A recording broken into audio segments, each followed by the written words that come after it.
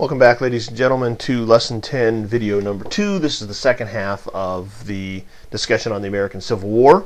If you recall last time, in video 1, we really talked about kind of the prelude to the war, what led up to the war, a little bit about how the sides were chosen and who had an advantage, and then some of the early battles. So with this video, the plan is that we're going to go through from that point, that kind of middle of the war point, on to the end of the war. And really, this is the time of the turning point, where the beginning of the war, even though they shouldn't have, the South looked like they were going to be a superior force, and the South was very confident that they were going to figure out a way to either take over Washington, or they were going to be able to reach a stalemate with the North, where the North essentially said, you can go off and do what you want and be your own country. The very first part of this video, we're going to see that there's a turning point revolving around the Battle of Gettysburg that really changes that. And all of a sudden, some of those advantages that the North has in terms of building things and industry and human power, the manpower, becomes something that the South can no longer overcome. So let's take a look and see how that happened. Well, the battle that really is the turning point is the Battle of Gettysburg. And Gettysburg takes place in Pennsylvania. And the battle itself began as a Confederate, a Southern raiding party, is looking for shoes because they're incredibly undersupplied, and they run across Union forces. Now, this is at a time when General Lee is pushing his army into the North. He wants to take the battle to the North to show that the South can actually take over whatever they want. He's hoping not to take over Pennsylvania, but to reach a stalemate, so that President Lincoln will say, we surrender, let's make some borders, and you can go off and create your own country. At Gettysburg, he being General Lee, decides to fight at that point. He's found the Union Army, and he decides to fight. The problem is the Union Army holds the high ground, and so the best place to be if you're an army is the high ground, looking down and surveying the field, and so it's bad ground for the South. But Lee is totally confident in his troops, so he decides to press forward. The defeat is really sealed after many days of fighting by General George Pickett, a Confederate general. His charge, he charges with his group of his army across an open field, and is just absolutely, his soldiers are just torn to smithereens, and he loses thousands of soldiers, and it shows that Lee's battle plans are not invincible. It really is not only a realistic victory for the North, but also a psychic victory. The North realizes that it now can fight with the South, and that's huge. The Confederate casualties were about 28,000 out of 75,000 troops, and the Union casualties of Gettysburg were about 23,000 out of 88,000. So you can see that the percentage of Confederate soldiers lost is much higher than the percentage of Union casualties, and so that is something that cripples the Confederate forces in the East. They don't have enough men anymore to fight the Confederate or fight the Union Army. The Union Army is much heavier in terms of manpower. And they also have after Gettysburg, they have a new commander. And the new commander is named Ulysses S. Grant, U.S. Grant, who up until that point was really kind of a failure in most things that he tried. He was a failed businessman. He was in debt. He had to work for his father-in-law for a time. It was a pretty bad story. But the one thing he could do is he could fight, and he was an excellent general. And he realized the advantages that his army had in terms of size and in terms of strength. And so Lincoln promoted him to the Union commander, overall Union commander, because Lincoln recognized that as well. And Grant was essentially willing to use the full power of the North. He said he was willing to allow for there to be casualties, knowing that he could grind down the South just by the size of his army. He could grind them down, and that was his plan. And Lincoln said, I can't spare this man, he fights. And that really does talk a little bit about Ulysses S. Grant's character as a general.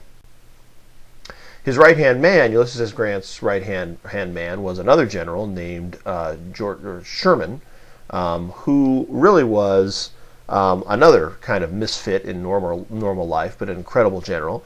And he was fighting in the western and south, and he brought his Union Army into Atlanta, Georgia, and essentially developed something called the the scorched earth policy, where he was going to go from Atlanta all the way to the sea on the Georgia coast, burning down material, burning down houses, destroying homes, destroying crops, just essentially laying waste to everything in his path to show the Confederacy, again, this is all psychological, to show the Confederacy that he was in power and that their army could do anything they wanted, and hopefully to destroy the morale of the Southern people. He burned houses, as I said, burned crops, and also liberated slaves on the way. And when asked about the brutality of his tactics, he said, "War is hell." Essentially, yeah, this is awful, and so is war, so I'm not going to pull any punches. We're not going to be gentlemen about this. We're going to win this at any cost. So the fact that General Grant in the North is just kind of wearing down the South, and General Sherman in the South is burning his way through any of the ability of the South to feed and clothe its soldiers, essentially lead to the South needing to surrender.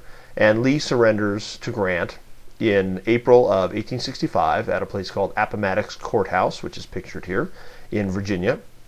Grant agrees not to prosecute the Confederate soldiers for treason, so he essentially says that you're absolved of any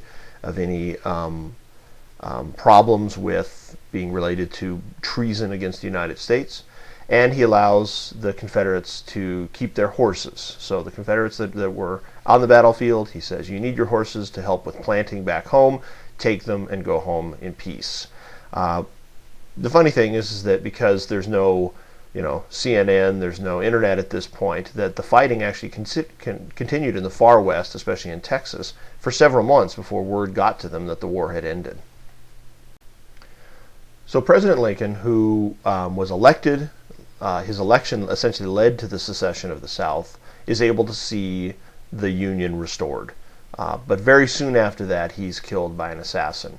And essentially what was happening at the time is, as soon as the South surrendered, he being President Lincoln, knew that he had to figure out a way to reconstruct the nation, pull the nation back together. You can't just say, all right, we're done, let's all go home and be happy. There's a big process that has to happen to pull the nation back together. So he's working on that plan for reconstruction when one night, very soon after the end of the Civil War, in April of 1865, he decides to go to the theater, and he visits Ford's Theater in Washington, D.C., and an actor who is also a Southern sympathizer and racist named John Wilkes Booth sneaks into the president's box in the theater and shoots him with a revolver, shoots him in the head.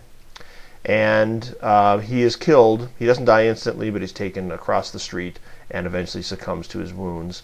And when this is found out, that this very controversial figure, who was elected actually in 1860 with very, very small mandate, he was not overwhelmingly loved when he was elected president, thousands and thousands of people line the railroad to pay their respects as his body is taken back to his home state of Illinois.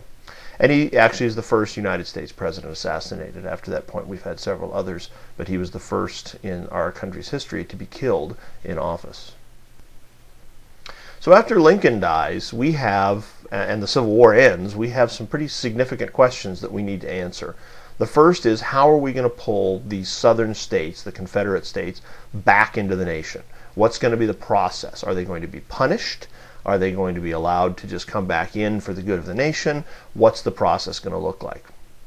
Also, now that the war is over and slaves are officially free, how are we going to integrate African Americans into our free society? They have done nothing for the most part, especially in the South, but be owned by other human beings. So how are we going to train African Americans to be able to work and live in a free society, and how are we going to retrain the society to deal with them on an equal footing? And then finally, how are we going to rebuild the economy of the South? Obviously, the economy of the South prior to the Civil War was based on a slave culture, not paying for labor for the crops. So now we're going to have to completely rebuild that economy to be something that is no longer based on slavery.